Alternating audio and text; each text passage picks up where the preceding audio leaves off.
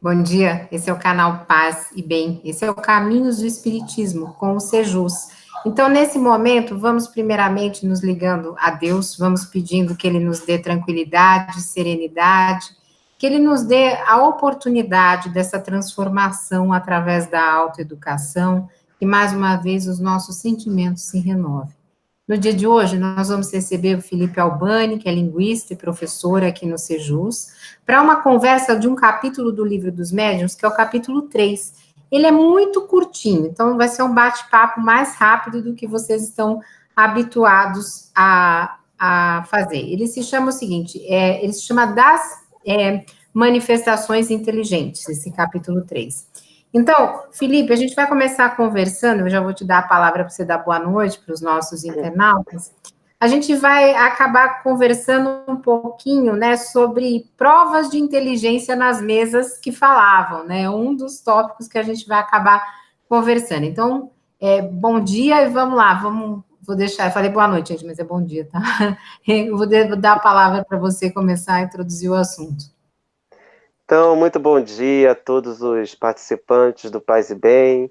Bom dia também a toda a galera do Sejus que está participando ativamente, tanto nas nossas redes sociais, como também aqui no YouTube, no Paz e Bem. E a todas as pessoas interessadas em conhecer um pouco mais da doutrina espírita, que para muitos é um mistério, na verdade a gente vê que não tem muito mistério, muito pelo contrário, é ciência, filosofia e religião, e aqui estamos abordando mais uma parte científica da doutrina, né? Afinal, se não existisse a mediunidade, se não tivéssemos Kardec estudando a mediunidade, nós não teríamos a doutrina espírita como nós temos hoje.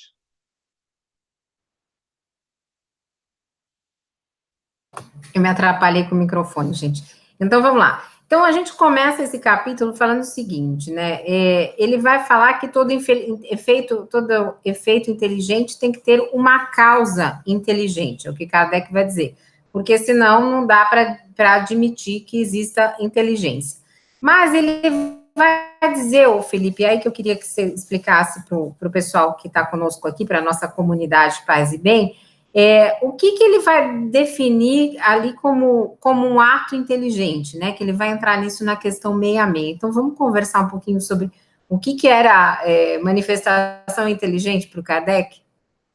Sim, com certeza. A manifestação inteligente é aquilo que a gente percebe que tem uma inteligência por trás.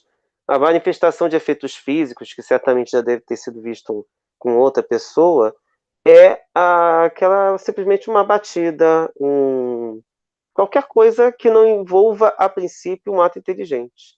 Porém, quando nós percebemos que há uma lógica por trás dessa manifestação inteligente, ou melhor, desta manifestação, então geralmente nós estamos lidando com uma manifestação inteligente. E aí Kardec usa como um parâmetro, eu não sei se seria um axioma, ou pelo menos uma lei, ou uma proposta da física e das ciências em geral, que diz que todo efeito tem uma causa. Daí, esse todo efeito inteligente tem uma causa inteligente. E aí, a grande questão era definir o que era a inteligência. E aí, pegando basicamente o texto, ele diz basicamente o seguinte: quando uma ventoinha se move, toda a gente sabe que apenas obedece a uma impulsão mecânica, a do vento. Mas se reconhecesse nos seus movimentos sinais de que seriam intencionais, se ela girasse para a direita ou para a esquerda, depressa ou devagar, conforme se lhe ordenasse, forçoso seria admitir-se, não que a ventoinha era inteligente, porém que obedecia a uma inteligência. E isso se deu com a mesa. No caso, a doutrina espírita, se a gente pode dizer, foi esse o princípio, pelo menos da codificação espírita, começou a partir de uma experiência que ocorreu na Europa, que foi uma febre das chamadas mesas girantes. Certamente vocês, em outros vídeos, podem ver ou participar, mas eram reuniões em que várias pessoas participavam e as mesas respondiam às perguntas de todos os participantes. E o Kardec foi o primeiro a observar que aquilo dali não vinha do nada. Se a mesa respondia sim ou não a partir de uma espécie de codificação de uma batida sim, duas batidas não, ali havia uma questão inteligente.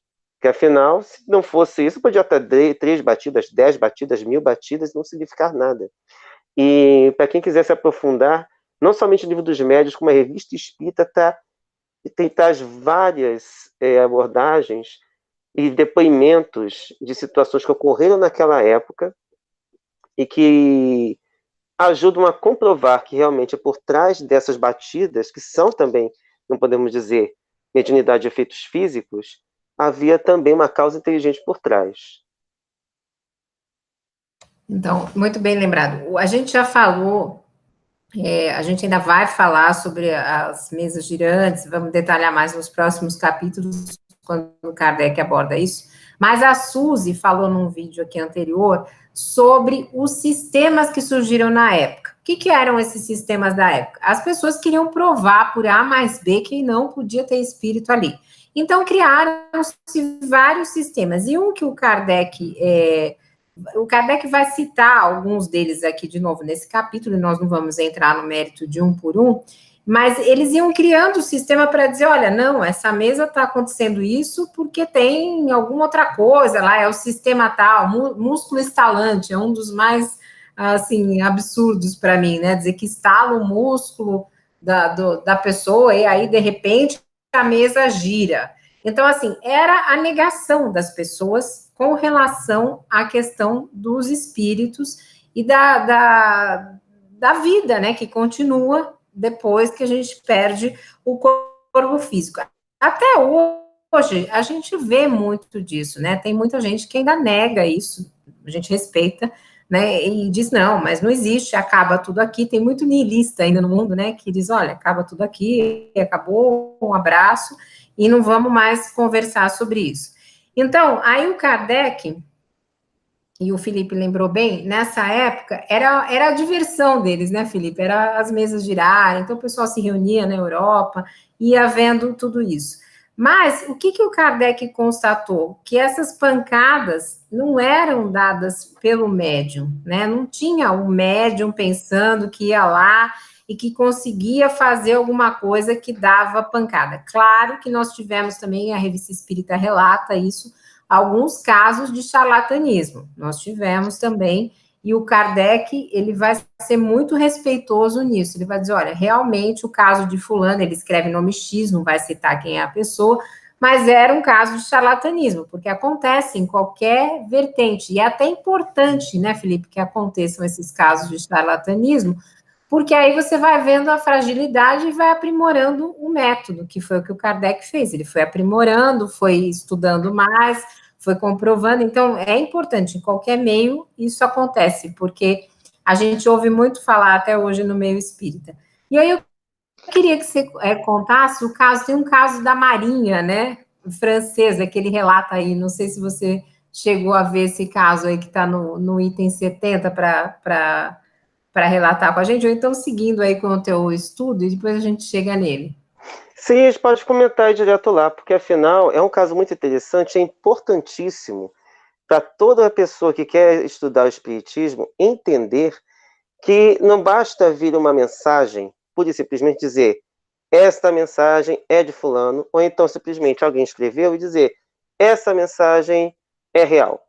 Então, uma das coisas que a doutrina espírita e que o Kardec bate bastante, ou seja, enfatiza bastante, é a necessidade de estudar e observar realmente se aquela mensagem faz sentido e se ela realmente está de acordo com os parâmetros que Kardec conseguiu organizar na codificação espírita.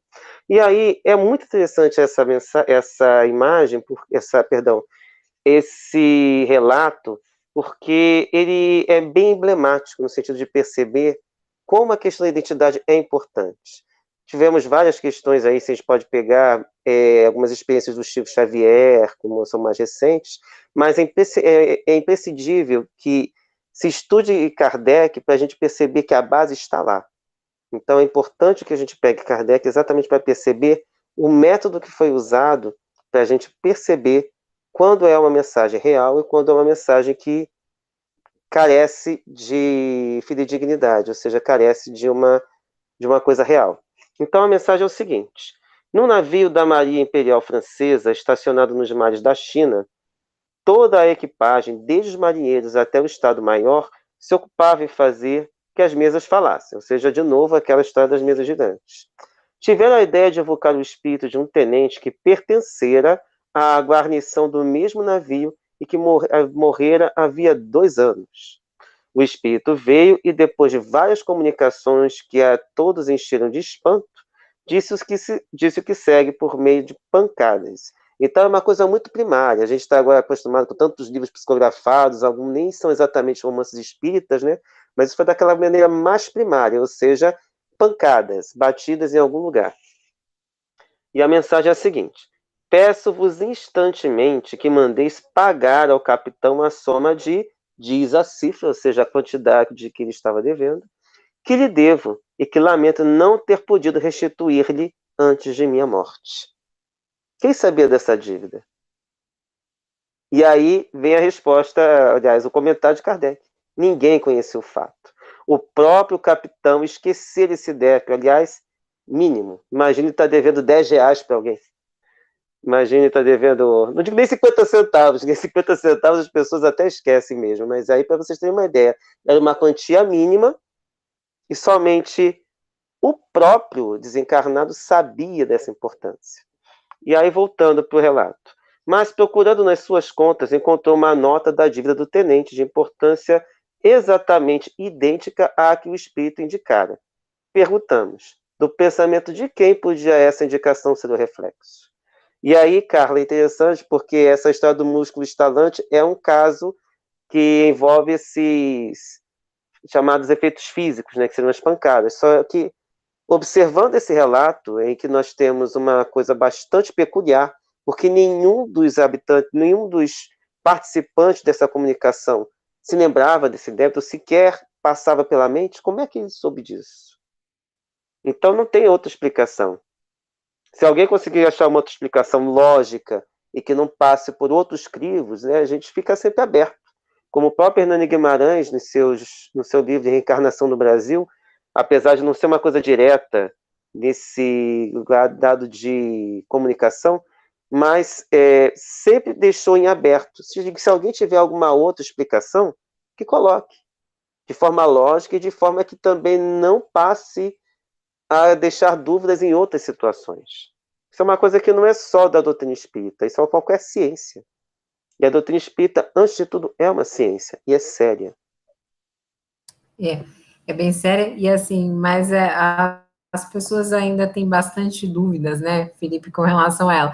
Alguns colocam ainda na conta da alucinação. Tinha o sistema da alucinação lá para Kardec, e ainda estão com esse sistema funcionando para os espíritas. Ah, tudo alucinação, vocês que vêm. Mas realmente, quando a pessoa, ou muitas vezes, tipo, colocava-se o objeto no cofre, né? E aí depois o objeto aparecia na sala. Então, e todo mundo tinha visto que tinha trancado no cofre, que ele estava em outro cômodo, e a gente vai contar disso, e aparecia na sala.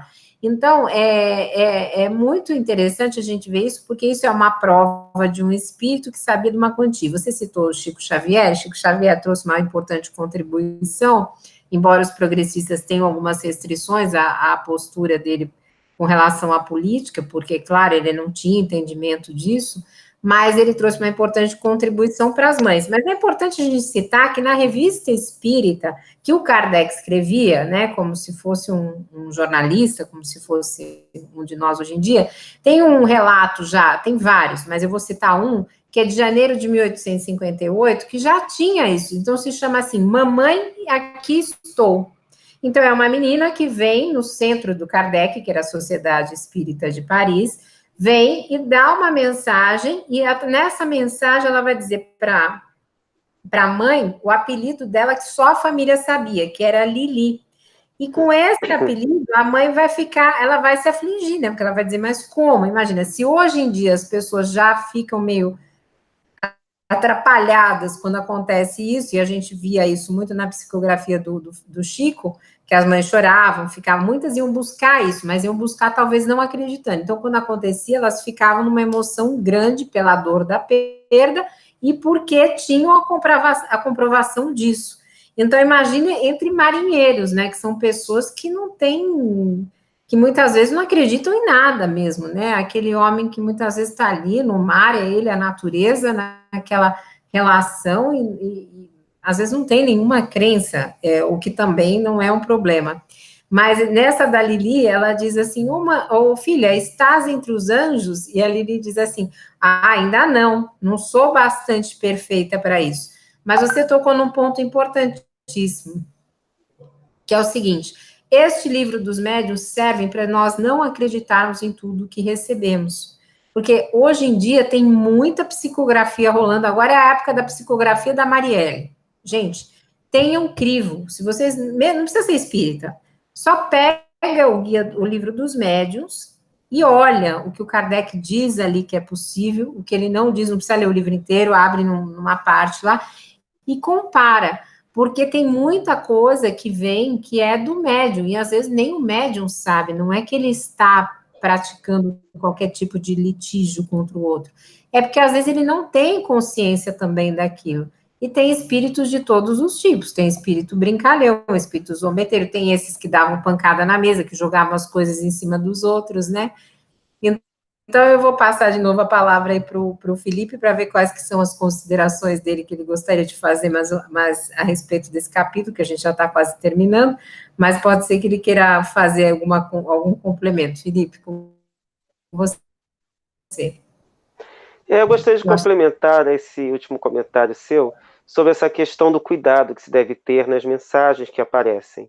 E, infelizmente, nem todos não diria nem casas espíritas, porque às vezes determinadas mensagens não vêm de determinadas casas. E nós não sabemos exatamente a origem, simplesmente aparece, a gente olha para a mensagem e fica assim. Eu, pelo menos, que eu até brinco que eu tenho fama de cri-cri, de exatamente, olha para essa mensagem, será? Aí quando a gente pega e observa que tem umas imagens assim meio escuras, assim, começam a criar alguns parâmetros assim que não são exatamente palavras dentro que são usadas na doutrina. Por exemplo, outro dia apareceu uma mensagem atribuída a Chico Xavier falando de quarta dimensão. Nunca ouvi falar em nenhum livro de doutrina espírita que aborde esse termo. E ainda tecendo datas, exatamente para reforçar essa uma ideia bizarra que foi passada, da ideia que existe uma data limite, que depois desse prazo debarcaríamos num planeta de regeneração. Tudo isso é muito duvidoso da maneira, não existem prazos exatos, não tem exatamente relatos que digam com certeza que dia, que hora que vai ser, nem quem vai ficar e quem vai passar. E às vezes a ideia que é passada é até uma ideia de consolo, mas a ideia que é transmitida de consolo é a ideia de simplesmente você parar e ficar esperando o mundo acabar. E não é assim que a banda toca. O mundo não para, nós somos imortais. E o progresso ocorre sempre.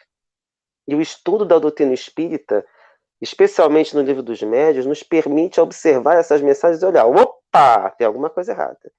Então nós temos que ter esse estalo, essa percepção de que alguma coisa está errada. Isto é usar a nossa inteligência. A inteligência é um atributo que a divindade nos deu, que é para ser usada, e que nós precisamos desenvolver por meio desse estudo. E o livro dos médiuns é essencial.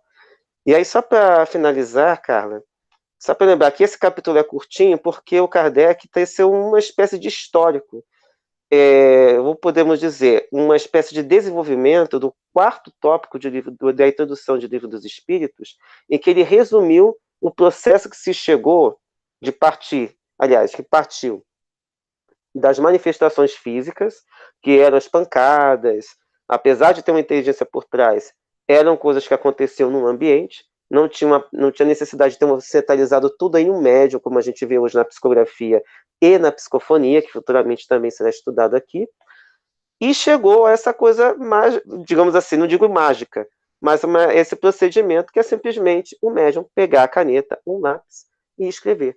Então foi todo um processo que levou, inclusive, orientados pelos próprios espíritos, chegaram a essa conclusão. Então foi isso que aconteceu para chegar ao que nós temos hoje. Quem sabe futuramente não teremos ainda outros fenômenos, né, que ainda não foram estudados, como, por exemplo, desculpe abordar isso, Carla, mas, por exemplo, existe a transcomunicação mediúnica, que é um fenômeno moderno, mas que Kardec não tinha condições de ter estudado. E que ainda hoje é uma coisa que muito pouco se fala nas casas espíritas e mesmo em rede nacional. A gente tem vídeos espalhados, mas nem sempre com abordagem da doutrina espírita, de pesquisadores que não são, melhor, pesquisadores independentes, não ligados a nenhuma federativa, e também, muitas vezes, fazendo determinadas abordagens que fogem um pouco daquilo que Kardec nos apresentou, com todo o seu trabalho, com toda a sua garra e toda a sua dedicação no século XIX.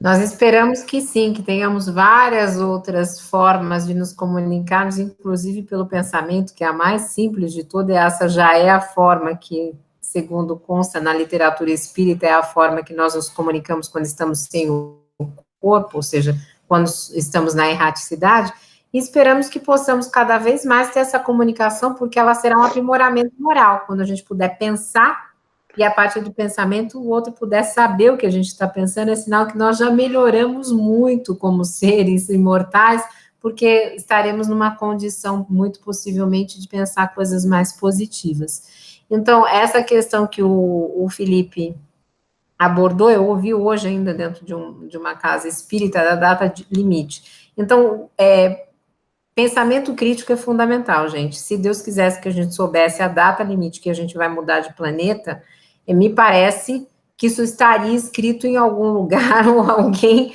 viria, ou a gente teria isso reforçado em toda a obra da criação. Não existe essa fixação, né, Felipe, de que, olha, é amanhã, é depois, agora a data que todo mundo está trabalhando é junho de 2019. Parece aquelas profecias de final de mundo.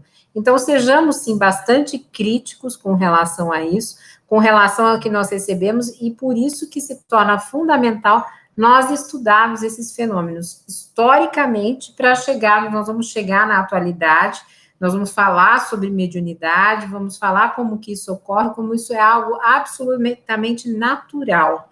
Então, quando a gente passa a encarar os fatos de uma forma natural e entender por que eles ocorrem, nós não estaremos mais sujeitos a receber esse tipo de informação enviesada. E na época do fake news, isso é essencial, porque nós estamos lidando com isso no contexto político, nós elegemos uma pessoa, nós não, porque eu não votei nele, mas foi eleita uma pessoa desta forma, com base no fake news, existe uma distribuição logística de fake news no mundo, feita por robôs inteligentíssimos, e nós estamos à mercê de tudo isso, por conta de uma extrema-direita que acaba dominando todas essas ferramentas. Então, se nós, até na nossa espiritualidade, vamos acreditar em fake news, vamos acreditar que o fulano veio no cavalo branco a partir de um romance para salvar o país, que a gente está vendo o que está acontecendo, então, por favor, é melhor a gente parar e começar a pensar, porque, como ele disse, inteligência é atributo divino, faz parte da nossa espiritualidade. Então, que nós usemos isso em prol de uma humanidade que se transforme em coisas melhores, não naquela que está lá no século XVIII ou está antes de Kardec, o pessoal com as atrocidades que estão fazendo hoje aí em todos os campos político, social, com os professores e etc. e tal. Desculpem se eu me alonguei um pouco, mas é que essa questão de ficar falando data para que vai acontecer as coisas realmente não tem condição. Então, Felipe, vou deixar que você se despeça para a gente encerrar o programa de hoje. Então, agradecer mais uma vez a participação de todos, que todos passemos a cada vez mais usar a nossa inteligência, cada vez mais entender o nosso objetivo no planeta, e vamos colaborar para transformar o mundo melhor, porque o mundo sozinho não vai andar, não. Vamos precisar de nossa colaboração, e vai precisar que nós utilizemos todos os instrumentos, como este canal, para nos entendermos melhor e produzir um mundo cada vez mais avançado, tanto intelectual quanto moralmente. Muita paz a todos e a todas. Então, um beijo grande, você que esteve conosco aqui no Caminhos do Espiritismo, canal Paz e Bem. Se você gostou, dá o seu gostei aí no vídeo, por favor, se inscreva e clique no sininho para receber as nossas atualizações. Um beijo, muita paz, muita alegria e até o próximo programa.